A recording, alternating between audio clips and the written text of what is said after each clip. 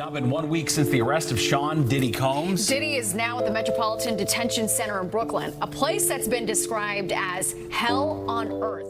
Since the arrest of Diddy and the continuous heap of charges against him, he has been the talk of Hollywood and other entertainment industries. Many conspiracy theories unfold every day, with some speculating that he will never be a free man again. However, just a few minutes ago, the Federal Bureau of Investigation revealed a terrifying discovery in Diddy's jail cell. Keep watching to see how the supervision of law enforcement personnel has not stopped Diddy from being Diddy. Operation at Metropolitan Detention Center, Brooklyn. On Monday, the 13th of November, 2024, law enforcement officers launched a coordinated operation at the Metropolitan Detention Center in Brooklyn. Among its high-profile residents was Sean Diddy Combs, held without bail on trafficking charges and under routine self-harm watch since his arrival.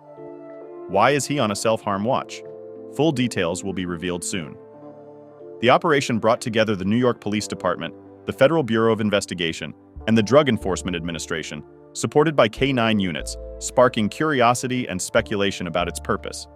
To add to the squad, they carried along detective dogs that could smell any illegal substance. A spokesperson for the Bureau of Prisons stated, "This operation was pre-planned, and there was no active threat, though the actual reasons remained unclear."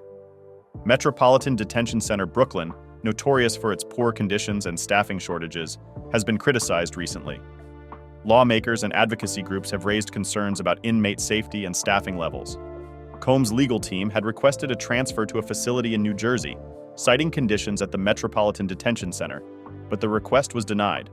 Sources close to the operation described a thorough sweep, with agents combing through cells as if searching for contraband or illegal activity. The official narrative painted the raid as routine, aimed at ensuring safety for inmates and staff. However, some defense attorneys suggested the timing and intensity of the raid were anything but standard, especially with Diddy's case drawing national attention. Federal officials remained tight-lipped about the specifics of the operation. "We're focused on creating a safe environment," said the Bureau of Prison spokesperson, though the vagueness left room for speculation. Diddy's lawyers, however, expressed concerns about the potential for the raid to create bias against their client, who had pleaded not guilty to the charges. Metropolitan Detention Center, Brooklyn, has long been a lightning rod for criticism. The Associated Press reported last month that judges have increasingly avoided sending defendants there due to unsafe conditions. Inmates from the shuttered Manhattan jail where Jeffrey Epstein lost his life were transferred to Brooklyn, further straining the already burdened facility. By the end of the day, no major discoveries had been publicly reported. Some saw the raid as a calculated reminder of authority, especially with a celebrity behind bars. While officials promised more information would follow, the event underscored broader issues within the federal prison system, highlighting the gulf between promises of safety and the harsh realities of life behind bars. Talking about Diddy being placed under self-harm watch, here is the answer to that question. Not too long ago, a famous man was arrested on a similar case of trafficking, and minors were not even spared. He had a powerful network cartel, including politicians like Donald Trump, Obama, and many corporate chief executive officers. Even Prince Andrew of the British royal family was allegedly mentioned on his client list. By now, you should know the name, Jeffrey Epstein.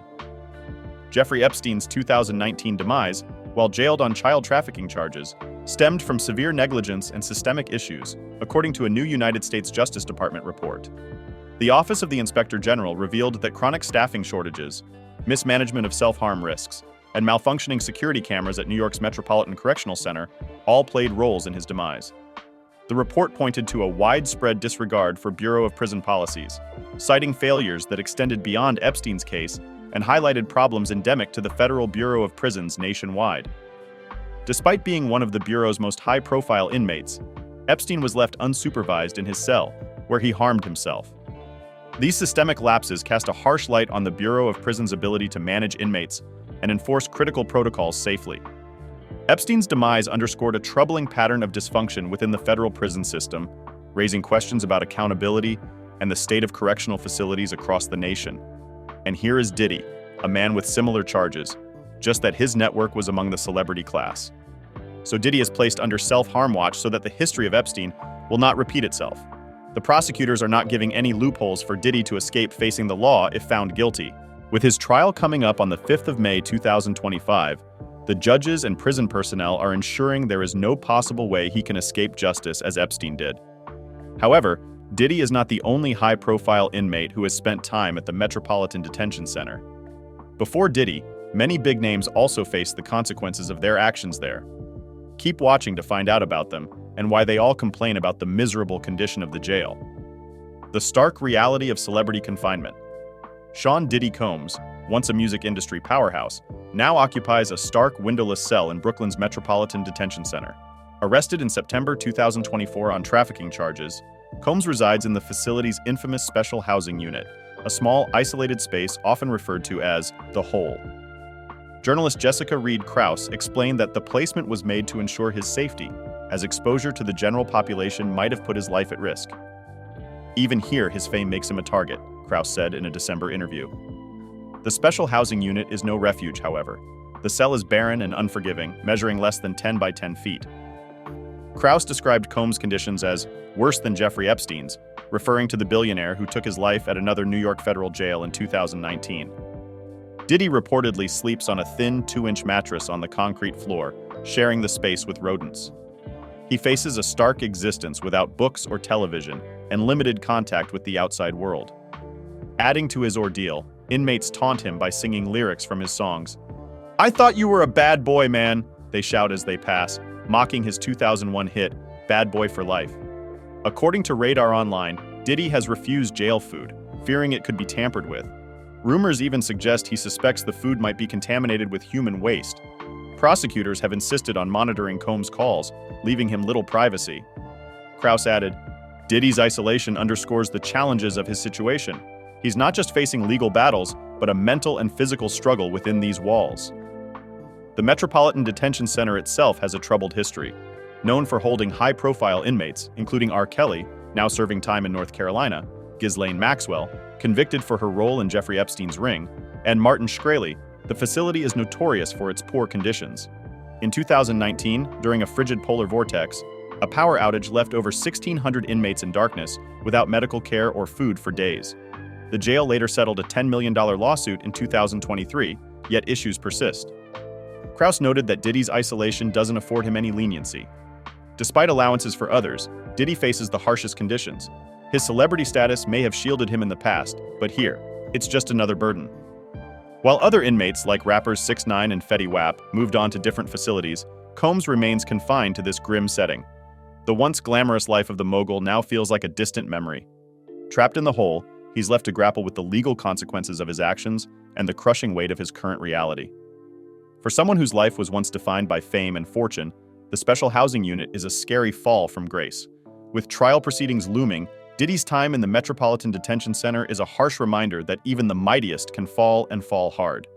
However, the question remains, is Diddy really guilty? Despite the accusations against him, he and his legal team still maintain innocence. His attorneys have described the lawsuits and their accusations to Forbes as opportunistic money grabs, labeling them baseless and sickening. In an October statement, his legal team expressed unwavering confidence, asserting, "We have full confidence in the facts, our legal defenses, and the integrity of the judicial process. The truth will prevail in court. Mr. Combs has never mistreated anyone, adult or minor, man or woman." In this conviction, his legal team made a second attempt to get him off the deplorable condition of the Metropolitan Detention Center. Keep watching to see how far freedom may cost Diddy. Diddy's fight for freedom.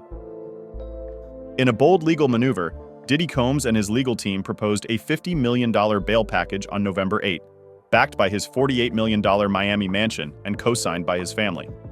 Combs, who has spent over 8 weeks in the Brooklyn Metropolitan Detention Center, faces criminal trafficking charges tied to allegations of orchestrating elaborate freak-offs through his business empire. Despite pleading not guilty, he has been denied bail 2 times, with judges citing concerns that he might tamper with witnesses. Defense attorney Alexandra Shapiro laid out the new proposal in court, emphasizing strict conditions for Combs' release. These included constant monitoring by security personnel, home detention, and a complete ban on contact with alleged victims or witnesses. This package addresses any flight risk or interference concerns, Shapiro argued. In addition to his bail plea, a parallel battle unfolded as United States District Judge Arun Subramanian rejected Combs' request for a gag order to prevent his accusers from speaking publicly. Combs' legal team claimed that the wave of civil lawsuits, numbering roughly 30, undermines his ability to secure a fair trial. The defense also presented fresh evidence regarding a 2016 hotel surveillance video involving Combs and his former girlfriend, Cassie Ventura. Prosecutors have described the footage as proof of coercion. Still, Shapiro argued it portrayed a complex but consensual relationship spanning a decade. She criticized the prosecution for mischaracterizing the incident, suggesting it eroded their justification for denying bail. Shapiro raised another pressing concern: Combs' ability to prepare for trial while in custody. She cited the voluminous amount of material that requires review and the near impossibility of managing this without access to a laptop. Jail conditions, including frequent lockdowns and confiscation of basic tools like pens, have further hindered his preparations. Detaining Combs strips him of any real opportunity to mount an adequate defense, a clear violation of his constitutional rights, Shapiro asserted. As the case intensifies, public attention remains fixed on Combs' fate. With his Miami mansion and a massive bail package on the line, the court must now decide whether these measures mitigate risks or whether the music mogul will remain behind bars as his trial looms. However, the federal authorities who raided the Brooklyn Metropolitan Detention Center revealed items they had seized from the raid. You won't believe what was found, but keep watching to discover how difficult it is to keep order even in the fierce detention center. Inside the Metropolitan Detention Center sweep, amid Diddy's legal battle. The November 13 operation at the Metropolitan Detention Center in Brooklyn by federal authorities led to the uncovering of pills, improvised weapons, and contraband electronics. The Bureau of Prisons, leading the raid, insisted it was unrelated to Diddy Combs, who has been detained there since his arrest on trafficking conspiracy charges. The operation, part of a pre-planned effort to enhance safety, highlighted the growing unrest at the facility, which houses over 1,000 inmates, including high-profile detainees like cryptocurrency magnate Sam Bankman-Fried. The Metropolitan Detention Center has faced intense criticism following 2 fatal stabbings in the past.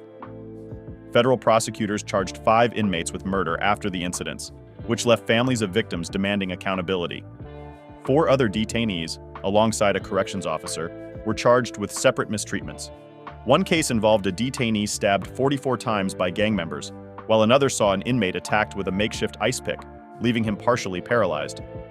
Adding to the chaos, a Metropolitan Detention Center guard was implicated in an unauthorized high-speed chase that resulted in gunfire.